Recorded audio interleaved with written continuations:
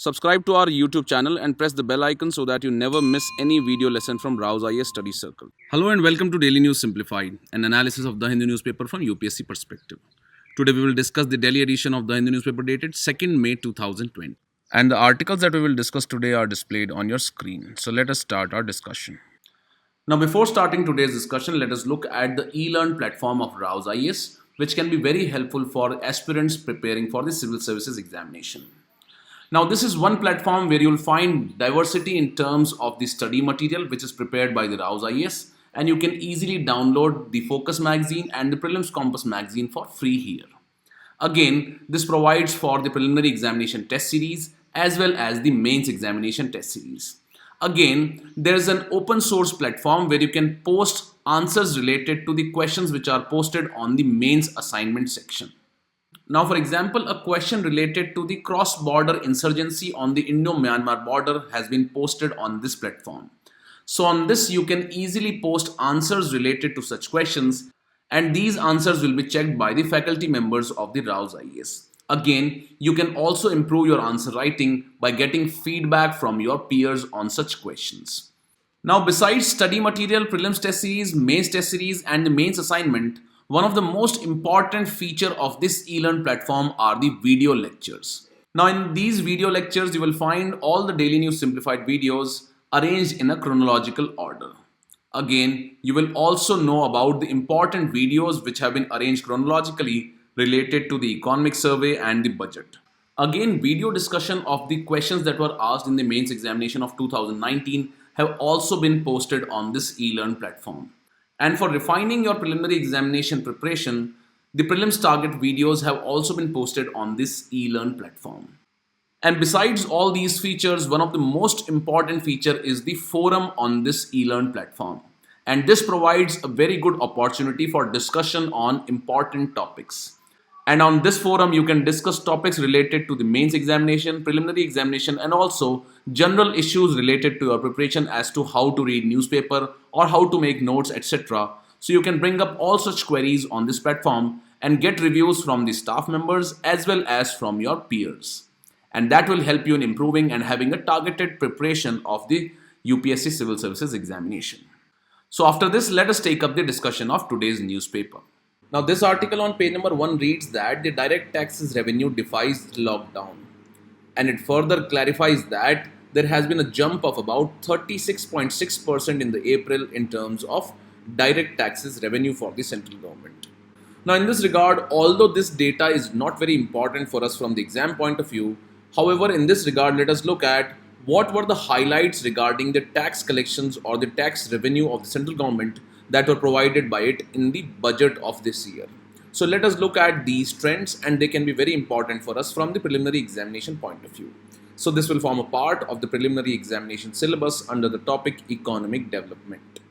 Now, if you look at this graph, it has been taken from the budget of this year, and it provides trend in the important tax receipts. So this orange line represents the total or the gross tax receipts for the central government, which includes both the direct as well as indirect taxes.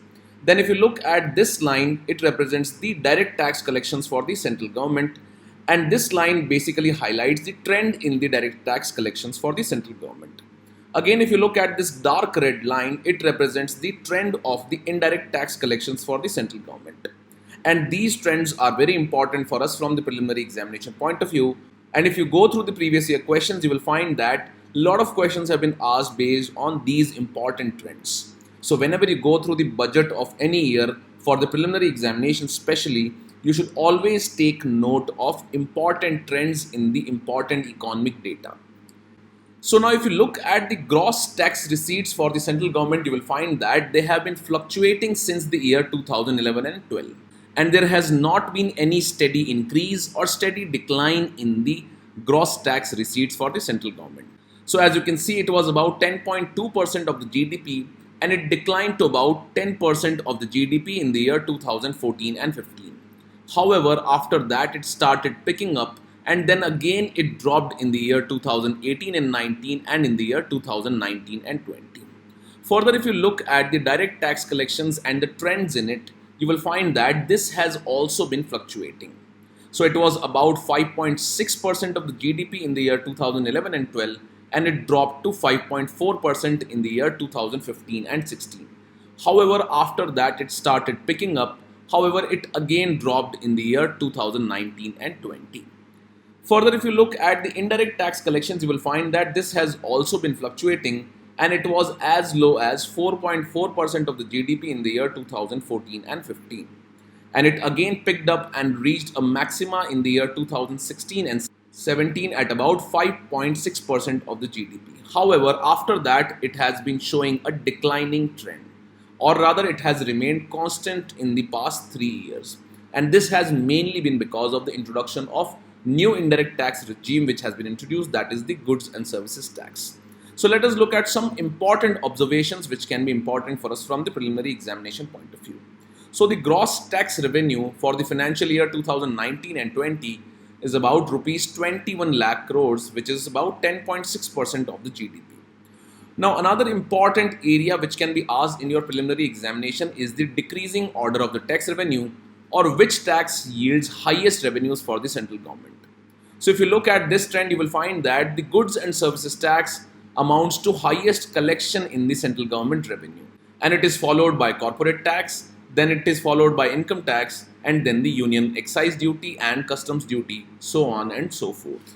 Now in this trend, GST includes all the GST collections which are done by the central government, which means it includes the central GST, the IGST, and it also includes the GST compensation cess which is collected by the central government. Now you might be knowing that because of the introduction of the goods and services tax regime, the central government has committed some amount to the state governments which will be provided to them for transition from the previous indirect tax regimes to this new goods and services tax regime. So one of the important observations here is that GST, which is an indirect tax, yields the highest tax revenue for the central government. However, when you compare the direct taxes against the indirect taxes, you will find that the direct tax collection is greater than the indirect tax collection for the central government. So this means that the combined direct taxes are more in terms of revenue for the central government as compared to the indirect taxes. However, when considered individually, the GST is even higher than the corporate tax and is higher than the income tax. So this is particularly a very important trend for us from the preliminary examination point of view. Then if you look at this decreasing order in the collection of GST, you will find that the integrated GST has the highest revenue for the central government. Then it is followed by the state GST, and the state GST collection is greater than that of the central GST, and which is in turn greater than the GST compensation cess. So in the GST regime, we find that 4 kinds of taxes are collected. And in this, the IGST is highest, which is followed by the state GST, then CGST and the GST compensation cess. Now, what is the share of direct taxes? So as we have learned that the share of direct taxes is about 5.7% of the GDP, which is higher than the share of indirect taxes, which is 4.9%. Now, this higher share of direct taxes as compared to the indirect taxes can be termed as progressive taxation system. Now, when in a system, if the direct tax collection is greater as compared to the indirect tax collection, that can be termed as a progressive taxation system. And this is mainly because the indirect taxes affect the poor people in a country. However, the direct taxes are only imposed on those people who have higher income levels, and there are also different slabs for different income groups. So this kind of a system represents a progressive taxation system. Now, another important term that you need to know for a preliminary examination is the tax buoyancy, and it indicates or it denotes the increase in tax revenue for every 1% increase in the GDP growth rate.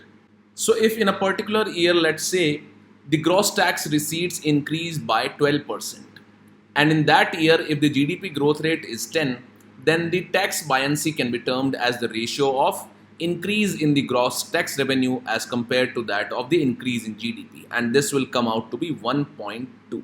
So this represents the tax buoyancy in a system. So all these important trends and terms that we have learned here are important for us from the preliminary examination point of view, and with this, let's take up the next article now. Now this article on page number 6 is related to the issue of food, nutrition and livelihood security in the times of coronavirus outbreak or the lockdown which has been imposed because of the coronavirus outbreak. So in this article, authors have highlighted important issues related to food and especially the nutritional security aspect. And also they have touched the issue of livelihood security of those people who are dependent upon the agriculture.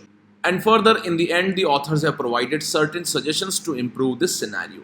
So this can be an important part for us from the General Studies paper 3 point of view under the topic economic development, in which it can be important under the parts like the public distribution system and also in the agricultural sector. So let us look at some of the issues that have been raised by the authors, and also let us look at some of the suggestions that have been provided by them. Now, regarding the threat to the food and the nutritional security, the author have highlighted three dimensions of the food security. The first is related to the availability of the food grains, second is related to the access to the food grains, and third is related to the absorption or the food utilization. So let us look at all these three dimensions. Now, regarding the threat to food availability, the authors have highlighted that under its economic package, the government has provided additional food grains to the citizens which are lying in the stocks of the Food Corporation of India. However, the food availability can be affected in the near future because of disruption in the agricultural production cycle due to the lockdown which has been imposed. And some of the factors that are likely to disrupt the agricultural production cycle include the shortage of labor, the supply shortage of inputs that are important for agriculture, for example, the seeds, fertilizers, farm equipments, etc. Then the dysfunctional marketing infrastructure because a lot of mandis have been closed due to this lockdown which has been imposed. Again, there is inadequate storage capacity, and that might adversely impact the cold chains which are important for storage of perishable items. Again, due to the lockdown, there has been impact on the public procurement system, and also there has been fall in the prices due to falling demand. And again, at the same time, there is uncertainty regarding the sowing of Kharif crop. So all these factors combinedly can lead to the disruption of the agricultural production cycle. And once this cycle is disrupted, it can lead to lack of availability of food grains. Further, the authors highlight that there can be threat to food access. And in this, one of the important point that has been highlighted by the authors is that there is disruption in the midday meal scheme and other schemes which provide easy accessibility of the food grains to the most vulnerable sections. And in this regard, the authors highlight the closure of the schools and the Anganwadi centers. And they were helping in access to food for millions of children. And due to the lockdown of these schools and Anganwadi centers, the access to food for millions of children is going to be affected. And this will have an adverse long-term impact on the overall development of the children. And this can also lead to nutritional issues which has been highlighted under the hidden hunger. Now, as we note that there is disruption in the supply chain, and this disruption is particularly visible in the horticulture cold chains. And this can lead to the problem of micronutrient deficiency. Also, this lockdown has imposed economic hardships on the most vulnerable sections of the society. And as a result of this economic lockdown, the purchasing power of the poor people has decreased substantially due to losses of incomes and job losses.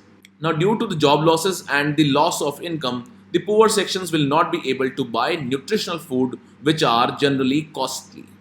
And as such, this will lead to severe impact on their micronutrient requirement. Now, we already know that malnutrition is one of the important social concerns in India.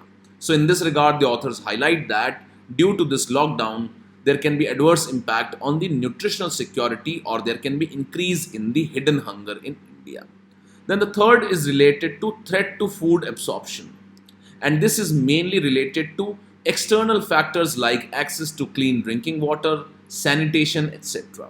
Now, due to the lockdowns, these non-food factors are severely being affected in the rural areas and in the slums in the urban areas. So again, this factor also needs to be focused as to threat to food absorption, which is a factor related to the access to clean drinking water and sanitation. So after looking at the issues related to threat to food and nutritional security, let us look at some of the suggestions which have been provided by the authors in this regard. Now, the first suggestion is related to the widening of the food basket of the poor. And in this regard, additional provision should be provided for provision of free food article, and this should also include the millets, pulses and the oil, and this will lead to increased nutritional security for the poor and the vulnerable sections. Again, there is a need for value addition in the agricultural production cycle. And in this regard, the author suggests that the agriculture production cycle should be innovated to include multiple products in addition to the food production. And this can enhance the income for the farmers. Now, one of the examples that have been provided by the authors is the concept of rice biopark, which has been developed in the Myanmar. And in this rice biopark in Myanmar, in addition to the production of rice, the entire biomass, which is a byproduct of the rice production, is utilized like straw, bran, etc. Further, for increasing the livelihood security and also increasing the purchasing power of the poor and the vulnerable sections, the author suggests that currently the MGNREGA applies only to the unskilled and the manual work. So in this regard, they say that this scope of the Manrega works should be widened to include skilled jobs in agriculture and allied activities. And some of the suggestions regarding increasing the scope of Narega work, the authors say that we could also consider including other essential cares, for example, the child care, the elderly care, etc., under the scope of Manrega work. Again, there is a need for technological upgrading, and also there is a need for favorable public policies in procurement, pricing, and distribution. So as you can see, the authors have raised important questions, and then again they have provided certain important suggestions. And these can be very important for us from the mains examination point of view. With this, let's take up the next news article now. Now, this editorial on page number 6 highlights the various issues that the Indian economy is facing, and these issues have been highlighted especially in the manufacturing sectors because of the steepest fall in the 8 core sectors of the Indian economy. Now, in this regard, the editorial highlights that 7 out of the 8 core sectors have seen a fall in the economic activity in the last quarter. Now, in this background, you might be knowing that there is an index which is known as the index of 8 core industries. So in this background, let us look at the key aspects of the index of 8 core industries which can be important for us from the preliminary examination point of view. So it will fall under the preliminary examination syllabus under the topic economic development. Now, the growth of industrial sector in India is measured through an index which is known as index of 8 core industries. Now, as compared to this index of 8 core industries, there is another index which is known as index of industrial production, or the IIP. Now, these 8 core industries constitute about 40.27% of the weightage in the index of industrial production, and that is why they are the barometer of growth of industrial sector in Indian economy. Now, which are these 8 core sectors which are measured through this index of 8 core industries? So these include the coal sector, the crude oil sector, natural gas, petroleum refinery products, fertilizers, steel, cement, and electricity. Now, another important aspect for us is that who prepares this index of 8 core industries. So it is prepared by Office of Economic Advisor under the Ministry of Commerce and Industry. Further, this index is published monthly and it has a base year of 2011 and 12. And all these aspects are important for preliminary examination. Now, besides all these facts, you should also be aware that which industry has the highest weightage as well as the lowest weightage. So the highest weightage is for the petroleum refinery production and the lowest weightage is for the fertilizers production. Now, as we know that the index of 8 core industries is published by the Office of Economic Advisor under the Ministry of Commerce and Industry, you should also be aware that the index of industrial production is prepared by National Statistical Office under the Ministry of Statistics and Program Implementation. So these are few important facts related to the index of 8 core industries. With this, let's move to the next article. Now, this article on page number 11 reads that the World Health Organization has raised concern over the use of BCG vaccine for the COVID-19. And this vaccine is being given in some countries to the health workers for protecting them from the infection of COVID-19. Now, the usage of this BCG vaccine can be important for us from the preliminary examination under the topic General Science. However, in this article, we will look at the various concerns which have been raised by the World Health Organization regarding the efficacy of using BCG vaccine for protecting people from the COVID-19. So now what does the World Health Organization say about the usage of the BCG vaccine? So the present status that has been provided by the World Health Organization is that there is no evidence that the BCG vaccine, which is known as the Bacille calmette-guerin, protects people against infection with COVID-19 virus. So there is no evidence presently that this BCG vaccine protects people against the COVID-19 infection. However, some of the studies have highlighted that the BCG can be an effective vaccine against the COVID-19 virus. So in this regard, the clinical trials are underway regarding the efficacy of the BCG vaccine, and only after these clinical trials are over that the WHO will evaluate the evidences when it is available. And in the absence of such evidences, the WHO has clarified that it does not recommend the usage of BCG vaccination for the prevention of COVID-19. And in this regard, you should note that this BCG vaccination is used in countries with high incidences of tuberculosis. Further, there are experimental evidences from both the animal and the human studies that the BCG vaccine has non-specific impacts on the immune system, and it is known to improve the immunity of the people. However, these effects have not been well characterized and their clinical relevance is unknown. So this is another scientific status of the BCG vaccination which has been provided by the WHO. So this BCG vaccination is provided in countries with high incidence of tuberculosis, and also it is known to be improving the immune system. However, these effects have not been very well characterized and their clinical relevance is still unknown. Now, some of the studies have compared the incidences of COVID-19 cases in countries where this BCG vaccine is being used with that of the countries where the BCG vaccine is not being used. And these studies have observed that the countries that routinely use the vaccine in the neonatals had less reported cases of COVID-19 till date. However, regarding the efficacy of such studies, the WHO says that such ecological studies are prone to significant bias from many co-founders, including the differences in national demographics and disease burden. And again, the testing rate for COVID-19 virus infection is also one of the deciding factors in providing the cases of COVID-19. So due to all these concerns, the WHO is not concerned about the efficacy of the BCG vaccination. So presently, the BCG vaccination prevents severe forms of TB or tuberculosis in children. And if such BCG vaccination is diversified of the local supplies, it may result in neonatals or the newborns not being vaccinated by the BCG. And this could result in an increase of disease and deaths from the tuberculosis. So in conclusion, in the absence of any evidence, the WHO does not recommend BCG vaccination for the prevention of COVID-19.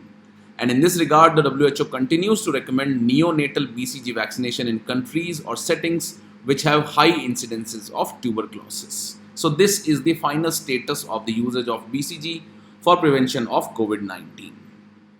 And the important fact for prelims that comes out is that the BCG vaccination is used for tuberculosis, or it is used for vaccinating children who suffer from tuberculosis.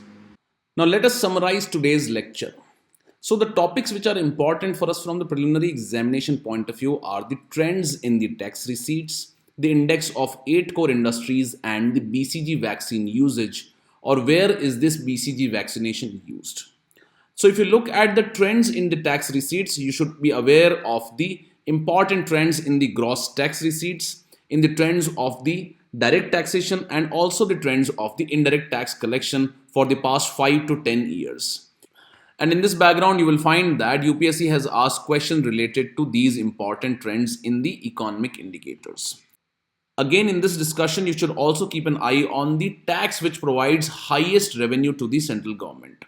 And in this, as we have learned, that the GST tax collection is the highest source of revenue for the government. However, collectively, the direct taxes are more as compared to the indirect taxes, or collective revenue collection under the direct taxes is more as compared to the indirect taxation. Again, in the discussion of index of 8 core industries, you should be aware of all the 8 sectors which are included in this index. Again, the organization which releases this index is also important, and the base year of calculation. And regarding the BCG vaccination, you should note that it is used for vaccination of tuberculosis. Again, the topic related to the impact of COVID-19 outbreak on the food security and the livelihood is important for us from the mains examination point of view. So always look for all these important points that have been highlighted by the author, and also keep an eye on some of the suggestions which have been provided, and they can be used in writing answers in the mains examination. So with this we conclude today's discussion. Now let's take up the question for the day.